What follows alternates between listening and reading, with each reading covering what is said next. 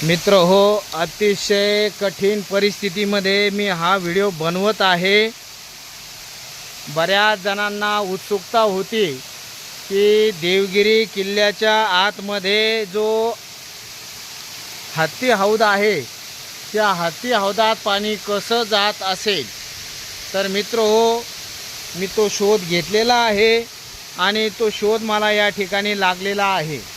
आपण पाहू शकतो या ठिकाणी देवगिरी किल्ल्याच्या पासून किमान 3 ते 4 किलोमीटरवर मावसाळा तलाव आहे, खिरडी मावसाळा।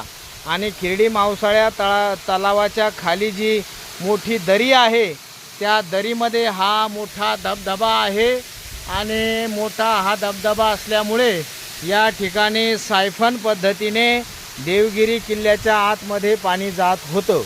देवगिरी किल्ल्यातील जे राजे रजवाडे महाराजा होते त्यांच्या राण्या या ठिकाणी अंघोळीला येत असत। या ठिकाणी तशी व्यवस्थाही करण्यात आलेली आहे आणि हा निसर्गाचा आनंद घेण्यासाठी या ठिकाणी हा महलसुद्धा तयार करण्यात आलेला आहे। या धबधब्याच्या बाजूला आपण पाहू शकतो या घनदाट अरण्यामध्ये हा महल बांधलेला आहे। या महलाची अवस्था अशी बेकार झालेली आहे आणि या ठिकाणी जो आपण मध्ययुगीन काळातला जो बांधकामाचा नमुना आहे, हा जो महल आहे हा हवा महल आहे आणि या हवा महलमध्ये तत्कालीन राजे राण्या या ठिकाणी अंघोळीला येत असत अथवा हवा बदल करण्यासाठी येत असत। आपण पाहू शकतो या ठिकाणी एक हौद आहे।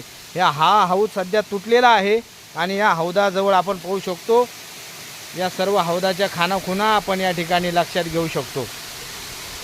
बघा